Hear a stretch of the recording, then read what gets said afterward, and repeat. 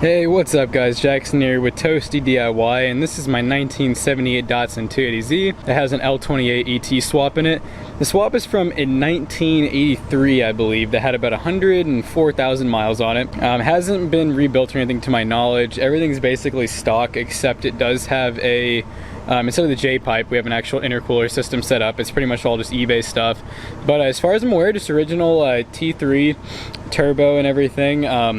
I was running about 4 psi of boost, which honestly felt really good, but I realized that it was lacking a little bit, so I actually got just a basic manual boost controller to control when the wastegate opens and closes. I think I'm having it at about 10 now, which 10's still a little bit iffy for me. I do get some weird sounds once I get to the top of that boost level, almost like, it's not popping, but it's hard to describe. It sounds almost like something's loose. That's why I'm kind of iffy at leaving it at 10 until I figure out what that issue is, just because, like I said, I really have not been able to pinpoint it, and I just turned it up to 10 pounds, so not too sure what it is yet. Yeah, really fun car though. It has super bald tires, so I actually just ordered a set Watanabe style rims, or just, cheaper knockoff ones, so we'll have some 15s on it soon that'll look a lot better. But let's go ahead and do some driving and some drive-by test on 10 psi on the otherwise stock L28 AT.